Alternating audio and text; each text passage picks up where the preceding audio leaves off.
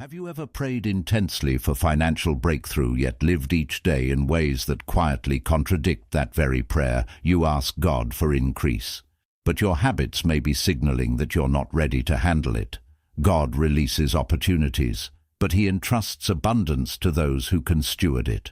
It's not that heaven is withholding prosperity from you. It may be that certain ordinary patterns are silently disqualifying you from sustaining it. Today you'll uncover 3 daily habits that look harmless, yet could be blocking the financial flow prepared for your life. If you're ready to realign your habits with the abundance God intends for you, type one word in the comments: align.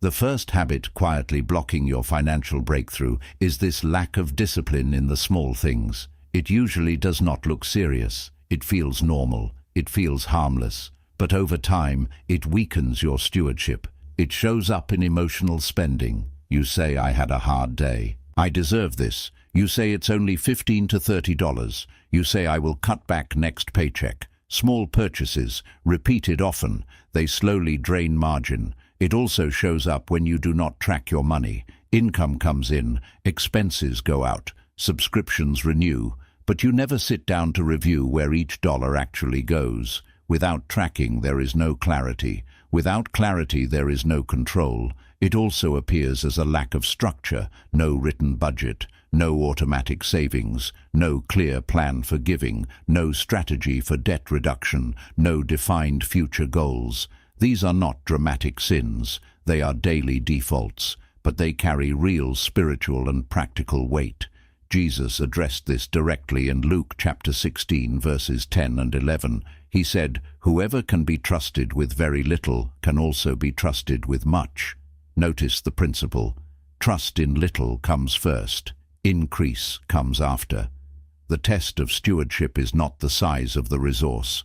It is the faithfulness applied to it. The word translated as trusted comes from the Greek word pistos. It means reliable, dependable, faithful. It is the same quality praised in Matthew chapter 25, where the faithful servants multiplied their talents.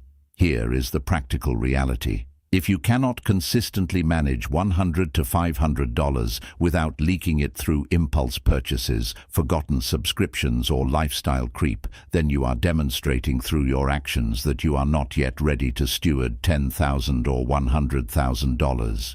More money does not fix weak habits. It magnifies them. More money brings more options, more temptation, more pressure.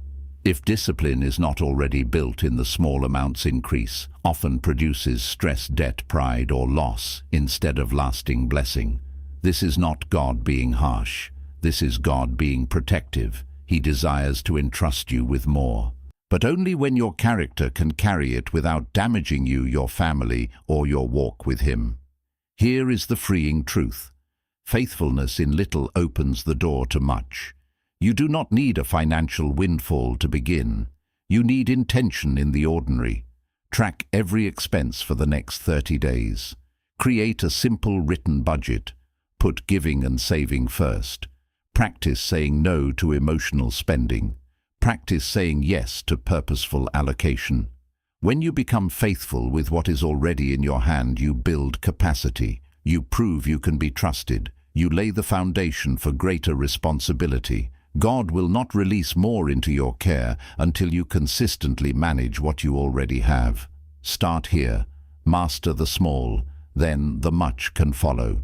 The second habit silently sabotaging your financial blessing is this: praying without taking action. You pray sincerely.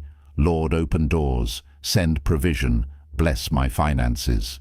But when small opportunities appear, you hesitate. You say, "I am waiting for perfect timing." You say, "I need a clearer sign from God." You say, "I am not ready yet. Let me pray more first." You say, "Maybe next month when things feel safer." So you delay learning a new skill that could increase your income. You postpone starting the side project. You hold back on the small business idea. You avoid the investment you already researched. You wait for dramatic confirmation. Meanwhile, the small step in front of you goes untouched. Scripture is clear. James chapter 2 says, "Faith without works is dead." Biblical faith is never passive. It moves. Hebrews chapter 11 shows this pattern. By faith, Abraham left his homeland. By faith, Noah built the ark. By faith, Moses crossed the sea. By faith, Rahab took a risk. Faith produced action. Jesus said in Matthew chapter 6, verse 33, "Seek first the kingdom of God." The word seek implies pursuit. It implies movement. In the parable of the talents, the faithful servants went out and traded with what they were given. They acted. The fearful servant buried his talent and waited. He lost what he had. This principle still applies. Many believers pray for breakthrough but avoid controlled risk. They want increase without responsibility. They want provision without participation. But opportunity rarely looks dramatic. It often looks like effort. It often looks like responsibility. It often feels uncomfortable. God honors faith that moves. When you pray and then take action even in small steps, you demonstrate trust. You show that you are willing to partner with what you are asking for. You position yourself to steward something greater. Here is the piercing truth. You are asking God to open the door, but you have not walked up and turned the handle. Start this week. Take one small, obedient step toward the financial goal you have been praying about. Enroll in the course. Launch the side hustle in simple form. Schedule the conversation. Make the researched investment. Do not wait for perfect certainty. Act with wisdom. Act with prayer. But act. Faith combined with obedient movement creates alignment. Stop waiting for the miracle. Start walking toward it. God often meets you in motion. The third habit quietly shutting down your financial flow is this: a scarcity mindset about money. This habit does not begin in your bank account. It begins in your thoughts. It lives in repeated phrases and quiet beliefs. You say, "Money does not grow on trees." You say, "In my family, no one ever gets rich." You say, "Rich people are greedy." You say, "If I want more, I must be materialistic." You say, "If I become wealthy, I might lose my faith." These statements may sound harmless, but repeated often, they become internal agreements. They are not just words, they are beliefs. Many of these beliefs were inherited from childhood, from culture, from painful experiences. Over time, they shape how you subconsciously respond to opportunity. Here is the core biblical principle. You cannot consistently receive what you secretly believe is wrong, dangerous, or impossible for you. Proverbs chapter 23 verse 7 says, "As a man thinks in his heart, so is he." Your inner narrative about money influences your outer results. If you believe wealth corrupts, you will avoid it. If you believe prosperity is unsafe, you will resist it. If you believe abundance is not for people like you, you will unconsciously limit yourself. Scripture presents a different perspective. 1 Timothy chapter 6 verse 17 says that God richly provides us with everything for our enjoyment. Deuteronomy chapter 8 verse 18 says that God gives the ability to produce wealth. Wealth is not described as evil. It is described as something entrusted. Abraham was wealthy. Job was wealthy. David was wealthy. Solomon was wealthy. Their prosperity was recorded as blessing, not condemnation. The issue was never the money. The issue was the heart. Yet many believers carry hidden fear. If I become prosperous, I will become proud. If I grow financially, I might drift from God.